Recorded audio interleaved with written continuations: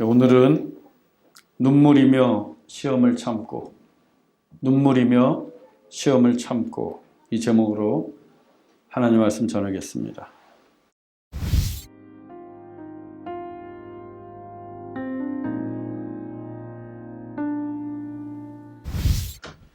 남자는 일생에 3번 운다고 합니다. 한 번은 태어날 때 울고, 또 한 번은 부모님이 돌아가셨을 때 울고, 마지막 한 번은 나라를 잃었을 때 운다고 합니다. 남자라면 이 3번의 경우를 제외하고는 절대 울어서는 안 된다는 거예요. 그래서인지 남자들은 분명 울만한 일인데도 울지 않고 이를 악물고 참으려고 합니다. 울면 나약한 사람이라고 생각하거나 사내 대장부가 아니라고 여기기 때문입니다. 하지만 우리의 삶에서 울 일이 참으로 많지 않습니까? 저도 남자지만 평생에 3번이 아니라 고작 한 달 동안에도 3번 이상 울 때가 있습니다. 울보라서가 아니라 슬퍼서 울고 기뻐도 울고 또 감격해서 웁니다. 부모님 때문에도 울고 자식 때문에도 웁니다. 찬양하다가도 울고 기도하다가도 울고 설교 때문에도 웁니다. 심지어는 드라마나 영화를 보다가도 울어요. 또 나이가 들수록 눈물이 더 많아지는 것도 사실입니다. 하지만 우는 게 꼭 나쁜 것만은 아닙니다. 오히려 우리가 울 때 흘리는 눈물의 카타르시스, 우리의 스트레스를 해소시켜주는 역할을 합니다. 반면에 울음을 억지로 참게 되면 건강에 부정적인 영향을 미친다고 합니다. 생화학자 윌리엄 프레이 박사에 따르면 우리의 몸에는 스트레스를 유발시키는 부심피질 자극 호르몬이 있는데, 우리가 눈물을 흘리며 울 때 이 호르몬이 몸 밖으로 배출이 되면서 심리적으로 안정을 되찾고 그 결과 슬프고 고통스러운 상황도 이겨낼 수 있다고 합니다. 또 사람의 기분, 뇌, 신경 기능에 나쁜 영향을 미치는 망간이라는 미네랄이 있어요. 이 망간이 눈물의 고농도로 포함되어 있는데, 이 역시 눈물을 흘릴 때 몸 밖으로 나오면서 기분이 점차 나아진다고 합니다. 그래서 실컷 울고 나면 기분이 좋아질 때가 있습니다. 뿐만 아니라 눈물은 독소를 제거해주는 효과가 있어요. 그래서 우리가 눈물을 흘리면서 울면 안구 건조증도 방지하지만 이 눈물에 항바이러스 작용을 하는 리소라임이라는 것이 있어서 안구의 면역성을 높여준다고 합니다. 이 밖에도 고혈압 환자가 울 때 혈압의 수치가 낮아지고, 또 여성의 눈물은 남성의 감정과 신체에 큰 영향을 미친다는 연구 결과도 있습니다. 그래서 여자의 눈물에 남자가 약해지는가 봅니다. 집에서 남편하고 싸우지 마시고 그냥 우세요. 말로 싸워서 이기려고 하지 말고. 이상과 같이 우리가 울 때 흘리는 눈물은 우리의 몸과 마음에, 또 관계에도 좋은 영향을 줍니다. 더 나아가 신앙과 사역에도 눈물은 필요하고 중요합니다.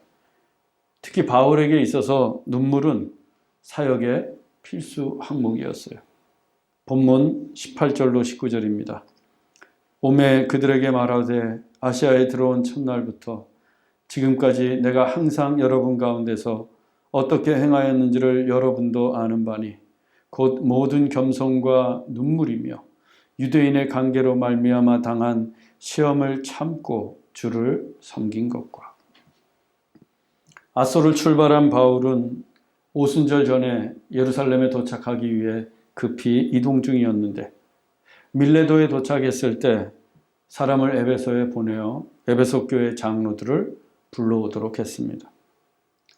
좋기 사나흘은 걸리는 일이었지만 이번에 예루살렘에 가게 되면 에베소 교회 성도들을 2번 다시 볼 수 없게 됩니다.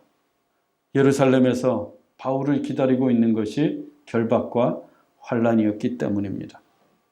하여 바울은 마지막으로 그들을 만나 당부해주고 싶은 말이 있었습니다. 그래서 본문은 바울의 고별 설교이면서 동시에 바울의 유언과도 같았습니다. 때문에 설교 마디마디에는 바울의 간절함과 비장감이 느껴집니다. 바울은 자신이 아시아에 들어온 첫날부터 지금까지 어떻게 행하였는지 회고하는 것으로 설교를 시작했는데 곧 모든 겸손과 눈물로 그리고 시험을 참아가며 주님을 섬겼다고 합니다. 우리는 지난 주일에 겸손의 섬김에 대해 상세하게 살펴보았습니다. 바울은 모든 일을 대할 때 주님의 종으로서 겸손히 주님을 섬겼습니다. 그리고 또한 눈물로 주를 섬겼고 유대인의 관계로 인한 시험을 참아내면서 주님을 섬겼습니다. 특히 본문에서 눈물로 번역된 헬러 다크리오는 복수형입니다. 즉 tears, 눈물들이에요. 이것은 바울이 에베소 교회를 목회할 때 한두 번 울었던 것이 아니라 많은 눈물을 흘렸음을 의미합니다. 그 눈물은 바울이 오랜 타향살이에 지치고 외로워서 흘린 눈물이 아니었습니다. 몸이 아프고 힘들어서 흘렸던 눈물도 아니었습니다. 순전히 에베소 교회를 위해, 에베소 교회 성도들을 위해 흘린 눈물이었습니다. 또 유대인들의 관계로 말미암아 당했던 시험을 참아내기 위해 흘린 눈물이었습니다. 사도행전 20장 31절은 이 점을 더욱 분명히 하고 있습니다. 그러므로 여러분이 일깨어 내가 3년이나 밤낮 쉬지 않고 눈물로 각 사람을 훈계하던 것을 기억하라. 바울은 에베소에서 목회한 3년 동안 밤낮 쉬지 않고 눈물로 각 성도들을 훈계했습니다.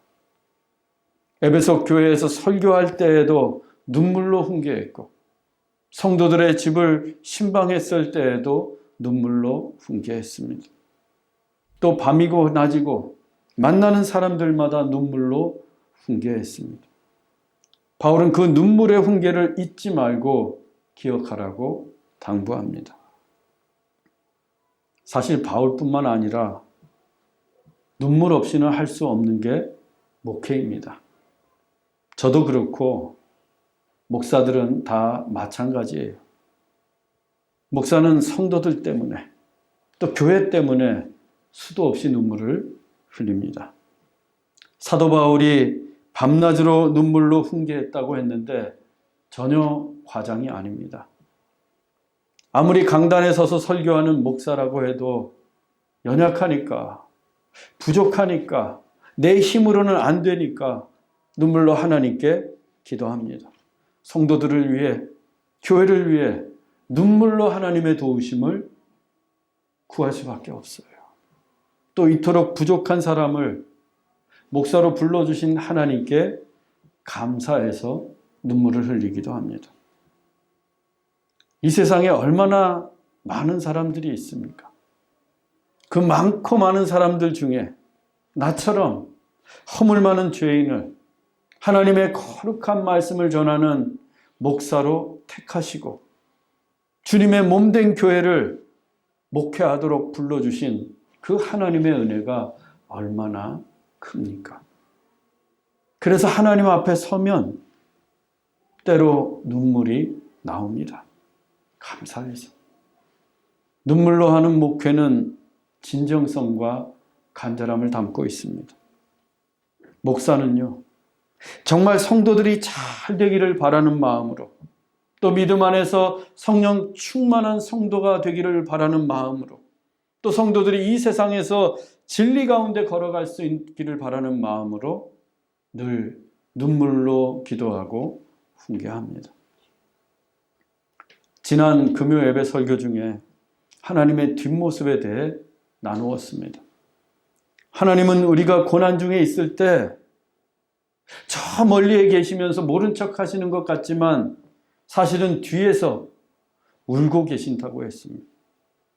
우리가 이 땅에서 눈물로 기도할 때 하늘에 계신 하나님은 말할 수 없는 탄식으로 우리를 위해 우십니다. 우리 몰래 뒤에서 우시는 분이 하나님이십니다. 우리가 아파하고 힘들어할 때 더 많이 우시는 분이 하나님이십니다. 왜냐하면 우리를 사랑하시기 때문입니다. 그래서 우리는 하나님의 뒷모습에서 어깨를 들썩거리며 우시는 하나님의 모습을 통해 하나님의 사랑을 보아야 합니다. 그런데 목사의 뒷모습도 일면 같은 부분이 있습니다. 강단에 서 있는 목사의 앞모습과 뒷모습은 다릅니다.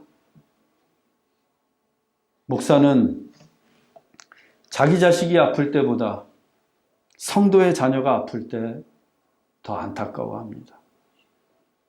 목사는 자기 자식의 입시보다 성도들의 자녀가 낙방할까 봐 더 전전긍긍합니다. 목사는 자기 가족을 위해 기도할 때보다 성도들을 위해 기도할 때 더 많은 눈물을 흘립니다. 그게 목사의 뒷모습이에요. 앞에서는 담대하게 하나님의 말씀을 전하지만 뒤에서는 남모르게 우는 게 목사입니다. 물론 목사도 자기 가족을 사랑합니다. 내 아내와 자녀들을 이 세상 누구보다 사랑합니다. 그런데 목사들에게 전설처럼 내려오는 경고가 하나 있습니다. 목사의 가족은 하나님이 책임지신다. 목사의 가족은 하나님이 책임지신다. 성경에는 없는 말이에요. 그런데 목사들은 이 경고를 굳게 믿고 있습니다. 왜냐하면 너희는 먼저 그의 나라와 그의 의를 구하라. 그리하면 이 모든 것을 너희에게 더하시리라. 이 말씀을 적용한 경고이기 때문입니다. 그래서 자기 가족을 위해 1시간 기도하면 성도들을 위해서는 2시간, 3시간 기도합니다. 자기 가족을 위해서 한두 번 울으면 성도들을 위해서는 10번도 20번도 넘게 웁니다. 목사의 가족은 하나님이 책임져 주시니까 성도들은 그들의 영혼은 목사인 내가 책임지고 돌봐야 한다고 생각하기 때문입니다. 그게 목회이고 그게 먼저 하나님의 나라와 의를 구하는 것이고 그게 양무리들을 목사에게 맡기신 하나님의 뜻이기 때문입니다. 그래서 저는 내가 3년이나 밤낮 쉬지 않고 눈물로 각 사람을 훈계하던 것을 기억하라 라는 사도 바울의 이 말이 너무도 가슴에 와닿습니다.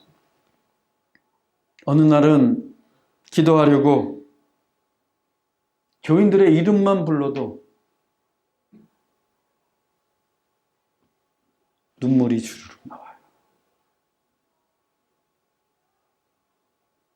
그냥 집사님, 권사님, 장로님 그러는데 눈물이 쏟아집니다. 우리 성도들이 주일날 하나님을 예배해야 하는데 세상에서 하나님 말씀대로 살아야 하는데 서로 사랑하고 용납해야 하는데 아프지 말고 건강해야 하는데 그러지 못하면 기도할 때마다 가슴이 먹먹해지고 눈물부터 나옵니다. 그래서 교회 혼자 와서 기도해요. 하나님 저들을 붙들어 주세요. 주님 품으로 돌아오게 해주세요. 서로 다투지 말고 사랑하게 해주세요. 제발 성도들의 질병을 고쳐주세요. 그렇게 남몰래 혼자 울다가 가요. 여러분, 눈물은 사랑입니다. 눈물은 진실함이고 눈물은 애틋하고 간절한 마음이에요. 그리고 또 목사가 언제 우는가? 성도들이 교회를 위해 열심히 헌신하고 주님을 섬길 때입니다. 성도들이 하나님 말씀대로 살려고 몸부림칠 때예요. 그 때문에 목사가 감동받고 울어요. 일주일 동안 열심히 일하고 주일날 얼마나 피곤하겠어요. 쉬고 싶죠.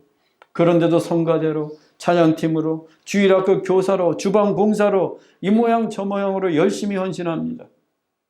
또 하나님 말씀대로 살면 금전적, 시간적 손해가 뻔한 줄 알면서도 하나님의 말씀을 지키려고 애를 써요. 자존심이 상할 수도 있고 감정적으로 어려울 수도 있는데 참아내면서 주를 섬깁니다. 그 모습을 물끄러미 바라보고 있으면 또 제 가슴에서는 눈물이 나요. 감사하고 대견해서. 지난번에 우리 교회 건물에 불이 났을 때 우리가 광야 생활을 하지 않았습니까? 이리저리 옮겨 다니면서 불편하게 예배를 드렸어요. 오후 활동도 제대로 하지 못하고. 그때 제가 참 많이 울었어요. 목사인 제가 그래도 교회의 영적인 아비로서 자식 같은 성도들을 고생시키는 게 너무나 미안하고 고맙기도 해서 그때 많이 울었어요. 저도 이럴진데 하물며 사도 바울이었겠습니까? 저야 목회하는데 누가 회방을 놓거나 핍박하는 게 아니지 않습니까? 하지만 바울은 달랐습니다. 일단 에베소는 평범한 도시가 아니었습니다. 아데미 여신이 지배하는 우상의 도시였고 마술사들이 판을 치는 마법의 도시였습니다. 이 같은 지역에서 교회를 세우고 복음을 전한다는 것은 여간 어려운 일이 아니었습니다. 그래서 바울이 먼저 유대인 회당을 찾아가서 하나님의 말씀을 전했던 것입니다. 그래도 유대인들은 같은 동족이니까 조금은 더 나을 줄 알았습니다. 그런데 어땠습니까?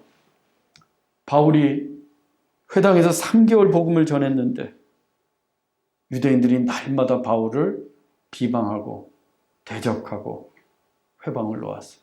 3개월 내내. 그래서 바울이 본문 19절 하반절에서 이같이 말했던 것입니다. 유대인의 관계로 말미암아 당한 시험을 참고 주를 섬긴 것과. 바울이 에베소를 찾아간 목적은 한 가지입니다. 그 먼 수리아 안디옥에서 에베소까지 오려면 아시아의 북쪽인 부르기아를 거쳐서 더베, 루스트라, 이고니온 그리고 비시디아 안티옥을 지나 남쪽으로 수백 킬로미터를 가야 합니다. 그 길에서 넘어야 할 산만도 최소한 30개 이상이에요. 그리고 당시의 여행은 오직 2발로 걸어야 하는 도보였습니다. 바울이 그렇게 어렵고 힘들게 에베소 교회를 찾아간 목적은 구원의 메시지를 전하기 위함이었습니다. 하나님의 사랑과 예수 그리스도의 복음을 전해서 그 땅에 있는 사람들을 구원하기 위함이었어요.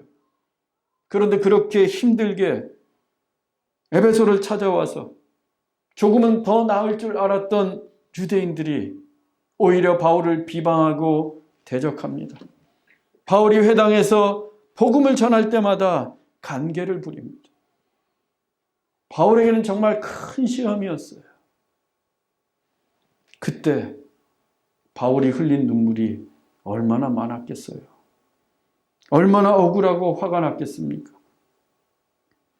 그래도 바울은 그들을 대적하지 않았습니다. 그들과 싸우지 않았습니다. 억울해도 참고 비방해도 참고 간계를 부려도 참아냈습니다. 그 대신 울었어요. 하나님 앞에서 울었습니다. 그렇게 해서 얻은 답이 두란노 서원을 세우는 것이었습니다. 그 두란노 서원에서 바울은 2년 동안 날마다 복음을 전하고 말씀을 가르쳤습니다. 그 2년 동안 아시아에 사는 유대인과 헬라인들이 다 주의 말씀을 듣게 되었습니다. 만일 그때 바울이 화를 참지 못하고 억울함을 참지 못하고 유대인들을 대적했더라면 어찌 되었겠습니까? 유대인들의 관계가 줄어들었겠어요? 아니면 바울을 비방하는 소리가 잠잠해졌겠습니까? 결코 그렇지 않았을 거예요. 오히려 더 큰 비방과 대적과 관계로 이어졌을 것입니다. 뿐만 아니라 두란노 서원도 존재할 수 없었고 그 두란노 서원에서 하나님의 말씀을 들었던 수많은 유대인들과 헬라인들도 없었을 것입니다. 바울이 유대인들의 관계로 말미암아 억울한 일을 당해도 참고 비방을 당해도 참고 하나님의 말씀을 전하기 위해 눈물로 기도했기에 두란노 서원을 통해서 예수 그리스도의 복음이 온 아시아 땅으로 전파될 수 있었습니다. 바울이 당한 시험이 또 있습니다. 에베소에서 바울이 전한 복음 때문에 한바탕 큰 소동이 일어났습니다. 당시 아데미 여신이 에베소에 미치는 영향력은 절대적이었습니다. 매년 5월이 되면 아데미 여신의 축제가 열리는데 아시아 전역에서 수많은 사람들이 아데미 신전으로 몰려들었습니다. 그 사람들이 은으로 만든 아데미 신전의 모형과 아데미 여신이 그려진 장식품들을 구매했습니다. 그것들이 일종의 부적과도 같은 역할을 한다고 믿었기 때문입니다. 또 아데미 신전에서 일하는 3,000명의 여사제들도 온갖 은장식품으로 화려하게 몸치장을 한 뒤에 밤마다 신전을 찾는 남자들을 유혹했습니다.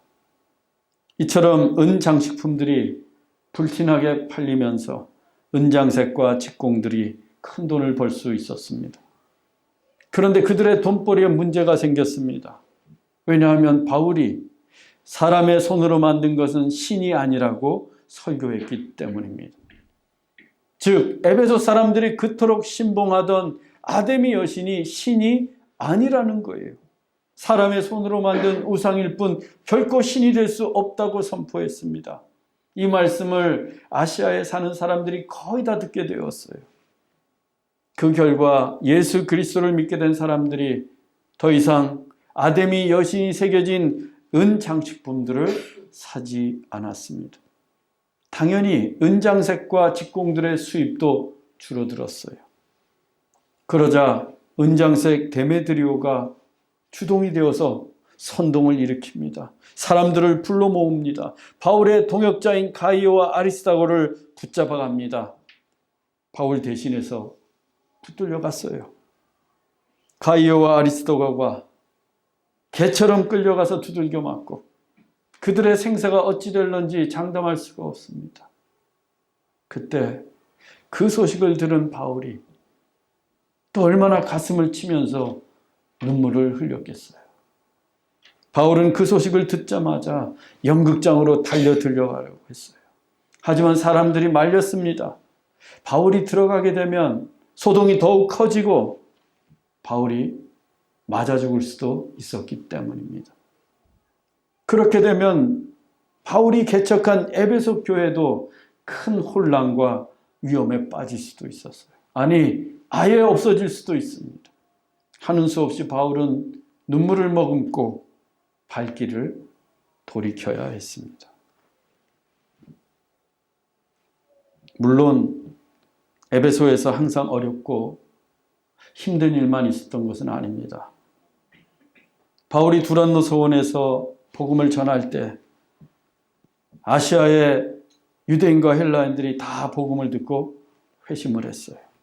그들이 하나님을 경외하고 주 예수의 이름을 높입니다. 또 바울의 손수건과 앞치마만 가져다가 몸에 얹어도 병이 나음을 입고 악귀들이 물러갔어요. 심지어는 마법사들이 은 5만이나 되는 마법책들을 전부 불살라 버렸습니다. 이처럼 에베소 전역에서 그야말로 놀라운 부흥의 역사가 나타났습니다. 이 일들은 바울의 능력으로 할 수 있는 일이 아니에요. 바울 혼자서 이룰 수 있는 일이 아닙니다. 하나님의 대역사였어요. 그 수많은 하나님의 역사를 보면서 바울은 자기 가슴이 벅차오르고 그 성령의 놀라운 능력을 바라볼 때 감격하고 또 감사하며 눈물을 흘렸을 것입니다. 보잘것없는 한 인생을 통해 에베소 전체를 새롭게 하시는 하나님의 은혜에 감사하며 울고 또 울었을 것입니다. 이렇듯 바울은 울보 사도였습니다. 그의 서신서를 보게 되면 그가 얼마나 눈물이 많은 사도였는지 알 수가 있습니다. 고린도후서 2장 4절입니다. 내가 마음에 큰 눌림과 걱정이 있어 많은 눈물로 너희에게 썼노니 이는 너희로 근심하게 하려 한 것이 아니요 오직 내가 너희를 향하여 넘치는 사랑이 있음을 너희로 알게 하려 함이라. 바울이 고린도 교회에 편지를 쓰는데 많은 눈물로 썼다고 합니다. 한 글자 한 글자 쓰는데 눈물이 뚝뚝뚝 떨어지는 거예요. 왜? 그들을 향한 넘치는 사랑 때문에. 이거 주체할 수 없는 거예요. 또 빌립보서 3장 18절입니다. 내가 여러 번 너희에게 말하였거니와 이제도 눈물을 흘리며 말하노니 여러 사람들이 그리스도의 십자가의 원수로 행하느니라. 바울이 또 빌립보 교회 성도들에게 눈물을 흘리면서 말했어요. 간절히 말합니다. 왜? 예수를 믿다가 그 믿음에서 떠나 그리스도의 십자가의 원수로 행하고 다니는 거예요.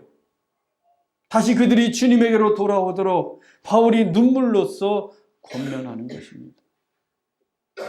더 나아가 바울은 아예 함께 울자고도 했어요. 로마서 12장 15절입니다. 즐거워하는 자들과 함께 즐거워하고 우는 자들과 함께 울라. 남이 울 때 모른 척하지 말고 함께 울며 그들을 위로하라는 말씀입니다. 이 정도면 바울의 사역은 가히 눈물의 사역이라고 할 수 있습니다. 그런데 바울만 운 게 아닙니다. 성경을 보면 눈물로 기도해서 응답받은 사람들이 많이 있어요. 자식이 없던 한나는 눈물로 기도해서 그 위대한 사무엘 선지자를 낳게 됩니다. 병이 들어 시한부 인생을 살던 히스기야 왕도 눈물로 통곡하며 기도해서 15년을 더 살 수 있게 되었습니다. 그리고 느헤미야는 눈물로 금식하며 무너진 성벽을 재건할 수 있었습니다. 예수님도 눈물의 신앙에 대해 자주 말씀하셨습니다. 애통하는 자는 복이 있나니. 눈물 흘리며 애통하는 자가 행복하다는 말씀입니다. 가슴을 치며 나를 불쌍히 여겨달라고 눈물로 기도했던 세리를 향해 그가 의롭다고 말씀하셨어요. 또 옥합을 깨트려 향유를 부으며 눈물로 예수님의 발을 적신 마리아를 칭찬하셨습니다. 뿐만 아니라 예수님 스스로도 여러 번 눈물을 흘리며 우셨습니다.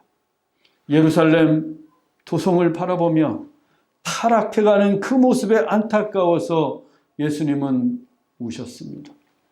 또 나사로의 죽음을 비통해하며 눈물을 흘리셨고 겟세마네 동산에서 우리를 위해 땀방울이 피가 되도록 우셨습니다.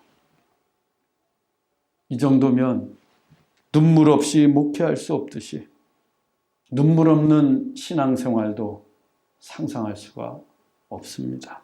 아니, 눈물의 신앙은 너무도 중요합니다. 눈물은 넘치는 사랑의 표현이고 눈물은 진실한 마음이고 눈물은 간절하고 애타는 심정이며 눈물은 참고 인내하는 신앙이기 때문입니다. 그렇다면 우리도 울어야 합니다. 하나님 앞에서 울어야 합니다. 나의 믿음을 위해서, 성도들을 향한 넘치는 사랑 때문에, 그리고 교회를 섬기기 위해 또 울어야 합니다. 그런데 문제는 울지 않습니다. 하나님 앞에서 흘릴 눈물이 다 말라버렸습니다. 내 영혼은 갈급한데 도대체가 울지를 모릅니다. 하나님께서 애통하는 자가 행복하다고 말씀하셨는데도 행복하기를 원하면서도 울지 않아요. 그러면서 날마다 불행하다고 생각합니다. 사는 게 힘들다고 한숨만 쉽니다. 힘들어 죽겠다고 탄식만 합니다. 병들었다고 걱정만 하고 억울하다고 원망만 합니다. 그런데 다윗을 한번 보세요. 그는 죄를 지었을 때 눈물로 참회합니다. 굴에 갇혔을 때 눈물로 기도합니다. 억울하고 원통할 때에도, 심지어는 원수 때문에 너무나 괴로울 때에도 하나님 앞에 눈물로 호소합니다. 다윗이 연약한 사람이기 때문에 그런 게 아니에요. 그는 전쟁의 영웅이었습니다. 단 한 번도 전쟁에 진 적이 없는, 그래서 온 이스라엘 백성들이 다윗은 만만이로다 할 정도로 용맹한 장수였습니다. 그런데도 그 용감한 장수, 이스라엘의 왕인 다윗이 틈만 나면 하나님 앞에 달려가 울었어요. 왜? 울어야 살 수 있기 때문에. 우리도 울어야 살 수 있습니다. 하나님 앞에 눈물 흘려야 행복할 수 있습니다. 교회에 뿌린 사역의 씨앗들도 눈물의 기도로 자라가는 것입니다. 우리가 눈물 흘리며 울 때 우리의 몸과 마음도 건강해지고 관계도 회복되고 우리의 영혼도 풍성해집니다. 사랑하는 형제자매 여러분, 하나님 앞에서 우십시오. 몸이 아파도 우시고, 삶이 힘들어도 우시고, 억울하고 괴로워도 우십시오. 또 눈물로 주님을 섬기십시오. 관계를 당하는 시험도 눈물로 참아내시고 교회와 성도들을 눈물로 사랑하십시오. 그리하여 하늘의 위로를 받고 참된 평화를 누리는 우리 모두가 될 수 있기를 주 예수 그리스도의 이름으로 축원합니다. 기도하겠습니다. 사랑의 하나님 아버지, 하나님 앞에서 눈물 흘리며 울게 하옵소서. 우리의 허물과 죄 때문에 울고, 우리의 질병과 고통 때문에 울고, 우리의 사역과 직분 때문에 울고, 성도와 교회를 사랑하기 때문에 울게 하옵소서. 눈물로 주님을 섬기는 성도들이 되게 하옵소서. 그때 주님, 우리의 눈물을 닦아주시고 우리를 위로하여 주시고 하늘의 평화를 나리워 주옵소서. 우리를 눈물로 사랑하시는 예수 그리스도의 이름으로 기도하옵나이다. 아멘.